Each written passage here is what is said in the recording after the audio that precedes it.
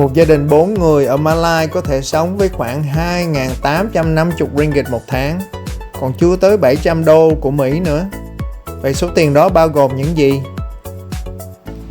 Đây là những con số đến từ cuộc sống thường ngày ở Mã Lai, không phải là số liệu trên mạng.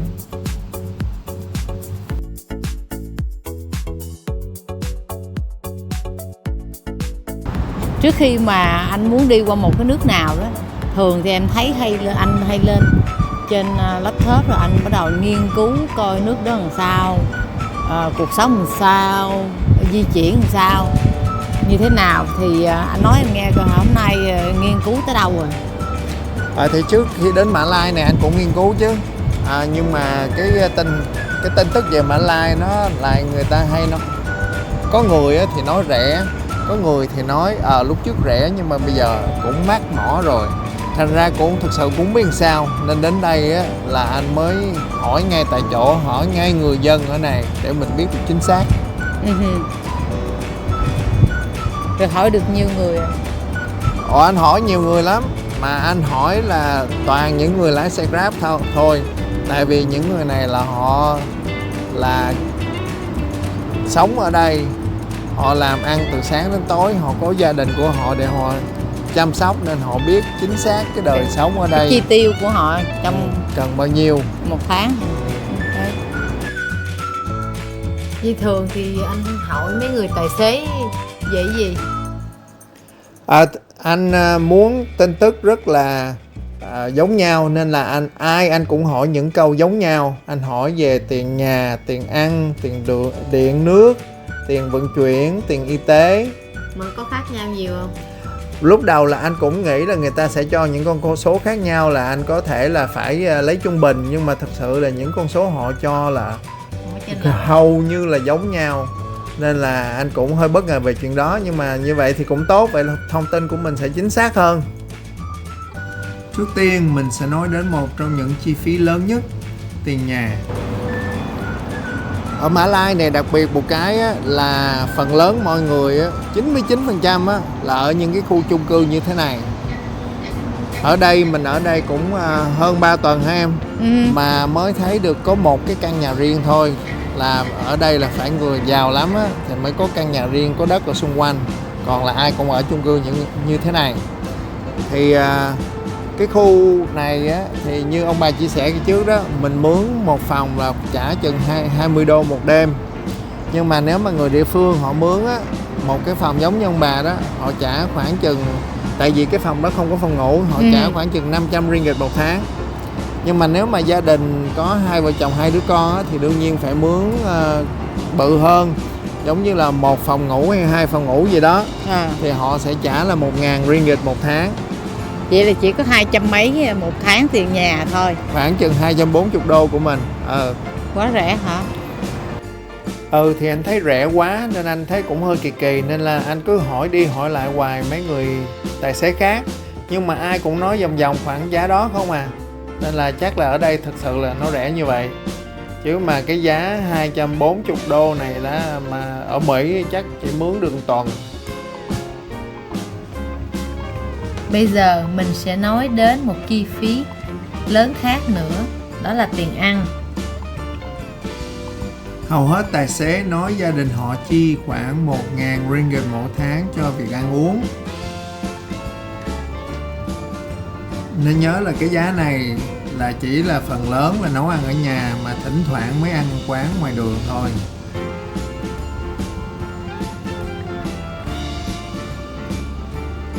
Trong video trước ông bà có chiếu phần đi chợ, mua 40 ringgit không tính tiền xe thì sẽ nấu được cho 2 vợ chồng ăn 2 ngày.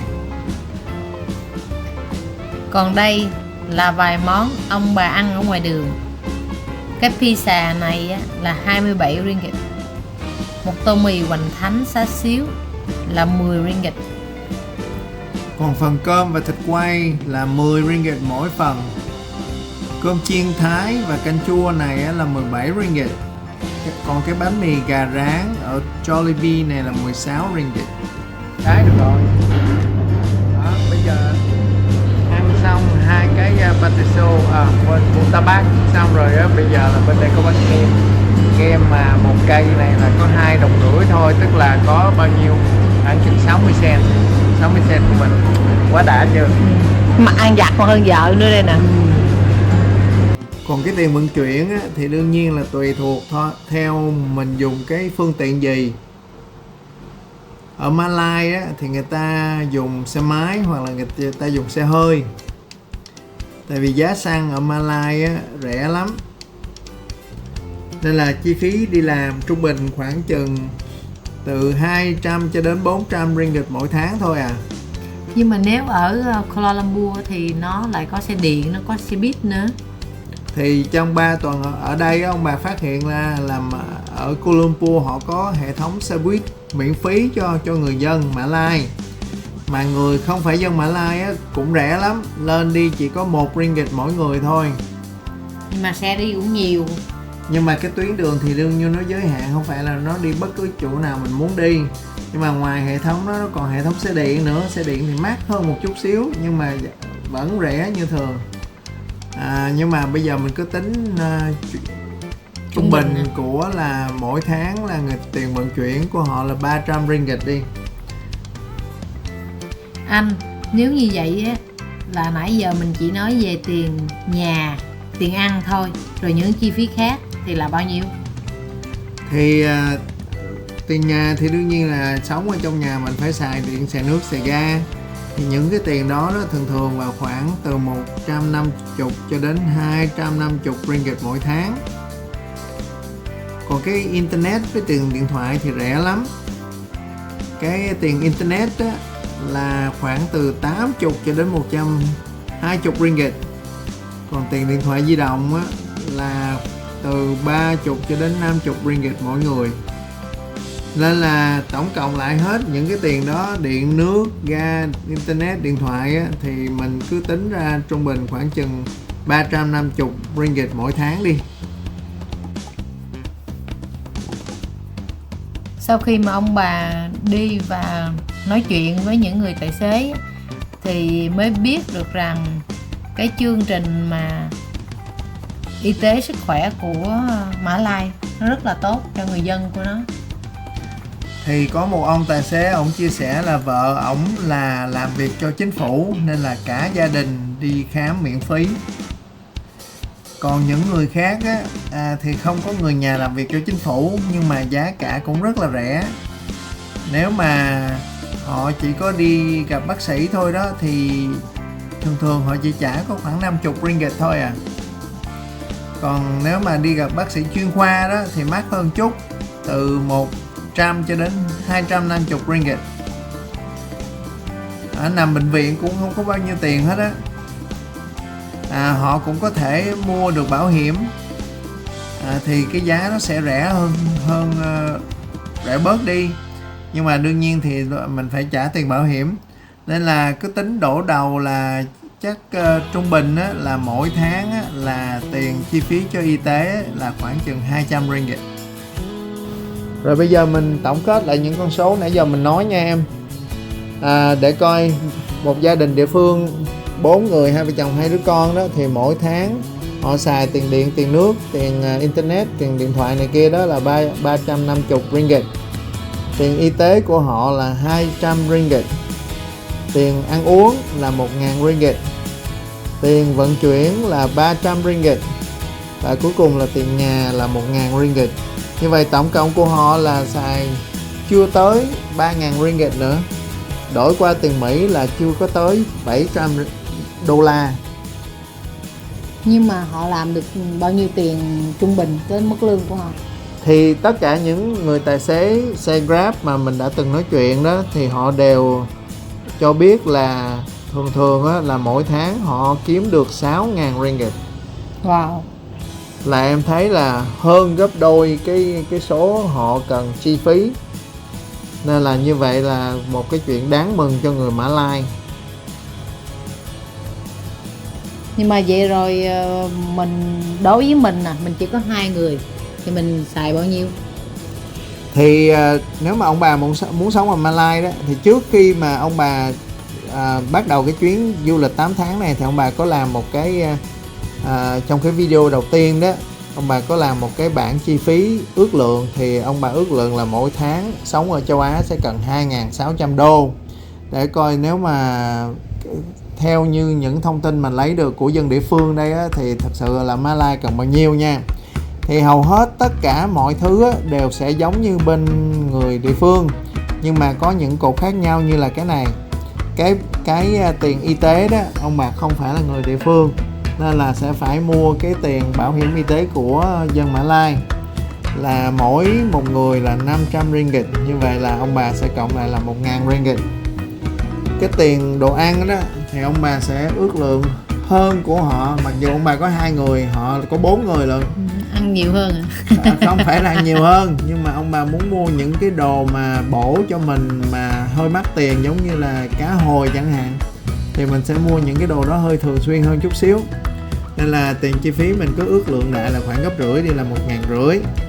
Cái tiền di chuyển đó có thể mình cũng đi đây đi đó, coi chỗ này coi chỗ kia nhiều hơn dân địa phương chút xíu, thì mình rảnh hơn hả? Mình rảnh hơn nên là ước lượng là gấp đôi là 600. Các tiền khác thì giống nhau, có 2 cái tiền phụ trội này so với dân địa phương á, thì cái tiền chi phí lung tung hàng tháng đó, ông bà thường ước lượng là khoảng 20% của cái số tiền ăn, nên tiền ăn á, là 1.500, thì cái tiền chi lung tung này sẽ là 300. Và cái cuối cùng đó thì ông bà thường muốn giúp đỡ người nghèo 10% trong tổng số chi xài, nên nếu tổng số là 5.280 ringgit đó, thì ông bà sẽ giúp đỡ 530 ringgit. Nếu mình đổi cái 5.280 ringgit này ra tiền Mỹ á, là chưa đến 1.300, là chưa đến một nửa cái số mà lúc đầu mình ước lượng. Nhưng mà cái tiền này là chưa có tính tiền di chuyển máy bay mình bay từ nước này qua nước kia nữa chứ. Đúng là như vậy, cái tiền này chưa có tính cái tiền máy bay. Nhưng mà bây giờ thì rất là khó ước lượng cái phần, tính ra được cái phần đó, tại mình chưa xong chuyến, nên phải đợi đến xong chuyến mình mới cộng lại, rồi mình chia đều ra các nước này mình mới biết cái phần đó. Nhưng mà anh bảo đảm với em, có chia ra đó, không thể nào cái phần tiền đó nó là làm cho cái tổng số của Mã Lai lên tới 2.600 được. Nên là Mã Lai nói thì tính qua tính lại nó vẫn là cái nước rẻ nhất trong các nước mình đã từng tới. Đó là tổng cộng chi phí của người dân Mã Lai xài mỗi tháng. Thật sự là ông bà rất là ngạc nhiên khi mà tính toán ra cái số tổng cộng như vậy. Mà so với cái mức thu nhập của họ cũng cao hả? Cái mức thu nhập của họ thế là rất là, một người lái xe Grab là có thể đủ khả năng để nuôi cả gia đình, nuôi vợ, nuôi 2 người con. Vậy là thấp hơn bên Thái Lan, thấp hơn tất cả những nước mình đã từng đi. Nếu mà dùng cái mức lợi tức và cái chi phí hàng tháng á, là ở đây là dễ sống hơn Nhật, dễ sống hơn Phi, dễ sống hơn Thái Lan và dễ sống hơn Việt Nam. Và đương nhiên là dễ sống hơn Mỹ. Nên là cái đó là một cái sự ngạc nhiên. Ông bà chắc chắn sẽ quay lại Mã Lai, không phải là tại cái chuyện dễ sống hay không dễ sống, cũng yên bình, nhưng mà tại vì người dân của họ rất là hiền hòa. Đúng rồi, họ hiền. Với lại là thật sự là cái lần này là mình chỉ mới đi thăm có một thành phố Kuala Lumpur thôi. Thì nếu mà lần sau mà có ghé đây á, thì có thể đi các thành phố khác. Thì ông bà tính ở mỗi thành phố 1 tháng, nên là có lẽ là mỗi chuyến đi là chỉ ghé thăm được một thành phố thôi. Thì để chuyến sau thì mình sẽ nghiên cứu coi thành phố nào mình đến. Nghiên cứu là chuyện của anh, nghiên cứu là chuyện của ông, làm YouTube cũng là chuyện của ông. Đó, vậy thôi nha, là coi như cái này là video cuối cùng về Mã Lai cho cái chuyến đi đầu tiên 8 tháng này của ông bà. Vậy sẽ hẹn gặp lại tất cả trong video kế tiếp.